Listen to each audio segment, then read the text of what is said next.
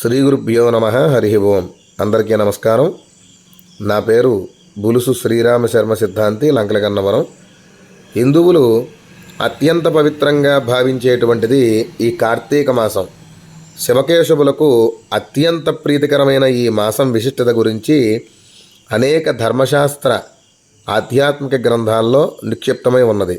ఆధ్యాత్మికంగా ఎంతో ప్రాముఖ్యత కలిగినటువంటి ఈ కార్తీక మాసంలో నెల రోజుల పాటు నదీ స్నానము, శివాలయ విష్ణువాలయ దర్శనములు, దీపసాలగ్రామ వస్త్ర దశదానములు వంటి కార్యక్రమాలను ఎంతో భక్తి శ్రద్ధలతో భక్తులందరూ ఆచరిస్తూ ఉంటారు. శివకేశవులకు అత్యంత ప్రీతికరమైనటువంటి ఈ కార్తీక మాసం చివరి రోజున అందరికీ గుర్తు వచ్చేటువంటి అంశం పోలీస్ వర్గం కథ. మరి ఆ పోలీస్ వర్గం ఏ విధంగా చేరుకుందో ఆ కథ తెలుసుకునే ప్రయత్నం అందరం చేద్దాం. భక్తులందరూ అక్షతలు చేతపుచ్చుకొని భక్తి శ్రద్ధలతో కథ వినే ప్రయత్నం చేయండి. అనగనగా ఒక ఊరిలో ఒక ఉమ్మడి కుటుంబం ఉండేది. ఆ కుటుంబంలో 5 కొడుకులు మరియు 5 కోడళ్ళు ఉండేవారు. వారిలో చిన్న కోడల పేరు పోలి. ఆమెకి చిన్నతనం నుండి దైవభక్తి ఎక్కువ. పూజలు, వ్రతములు అంటే మహా ఆసక్తి ఆమెకు.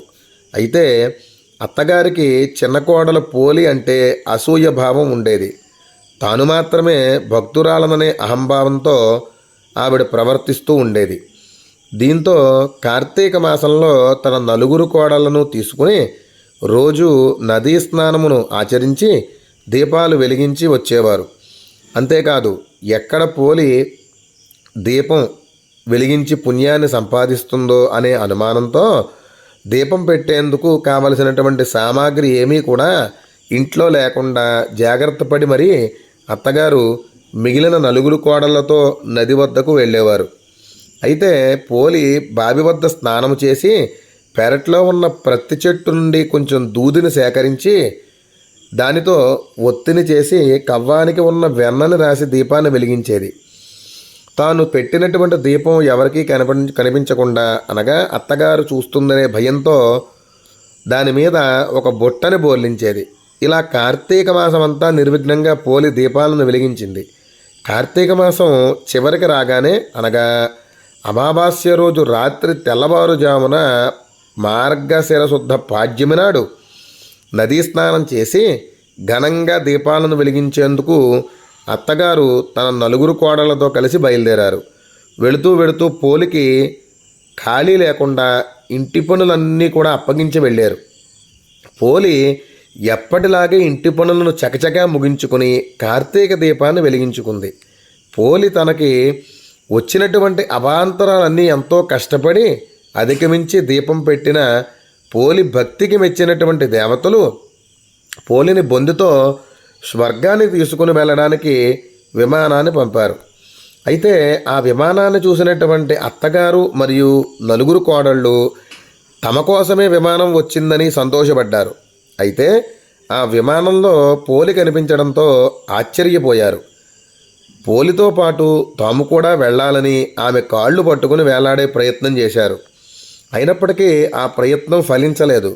విమానంలోని దేవదూతలు పోలికి మాత్రమే స్వర్గానికి చేరుకునేటువంటి కల్మషము లేని మనస్సు, భక్తి ఉన్నదని చెప్పి వారిని కిందకి తోసేశారు.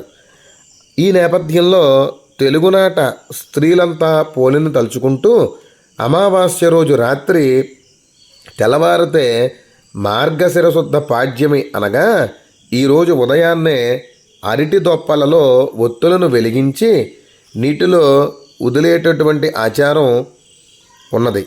ఈ రోజున పోలి కథను చెప్పుకుని అక్షతలు శిరస్సున ధరించి బ్రాహ్మణులకి తమ శక్తి కొలది దీపదానములు, దశదానములు, సాలగ్రామ దానములు, వస్త్రదానములు చేయుట వలన శివకేశవులు ప్రీతి చెంది భక్తులకు ఆయురారోగ్య ఐశ్వర్యాలను మరియు మోక్షమును ప్రసాదిస్తానడంలో ఏమీ కూడా సందేహము లేదు. సర్వే జనాః సుఖినో భవంతు.